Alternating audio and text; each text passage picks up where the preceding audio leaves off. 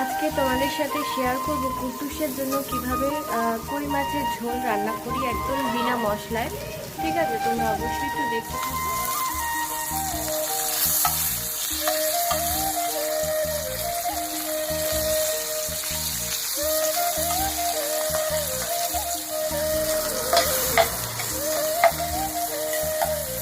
আমার এখন মাছগুলো ভাজা হয়ে গেছে, এখন আমি একটু তুলে নেবো। আলুগুলো আমি ভালো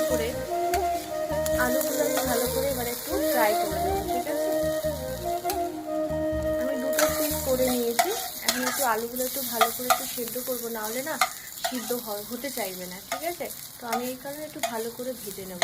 একদম কম উপকরণের মধ্যে আমি মাছটা রান্না করবো। একটুখানি দেখতে আলুগুলো ভাজা ভাজা হয়ে গেছে, তো আমি সামান্য পরিমাণে যতটা জল লাগবে ততটা জল দিয়ে দেবো। কিছু লাগবে না, হালকা হলুদ গুঁড়ো দেবো আমি রঙের জন্য। হলুদ গুঁড়ো তোমরা চাইলে স্কিপও করতে পারো।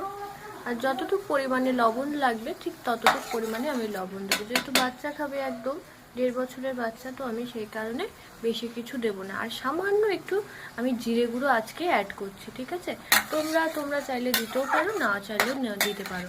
ঠিক আছে, তারপরে আমি এটা ফুটতে থাকবে। আমি যে মাছগুলো ভেজে রেখেছি সেগুলো আমি এক এক করে দিয়ে দেবো। চলো মাছগুলো এবার আমি একটু ছেড়ে দিই। মাছগুলো একটু নরম হয়ে যাবে, সাথে স্বাদও আসবে। 2 পিস করে দিয়েছিলাম। ঠিক আছে, এবার মাছটা ফুটুক, আমি ততক্ষণে অন্য কাজগুলো সেরে ফেলি। তো আমার কুটুসের মাছের ঝোল রেডি।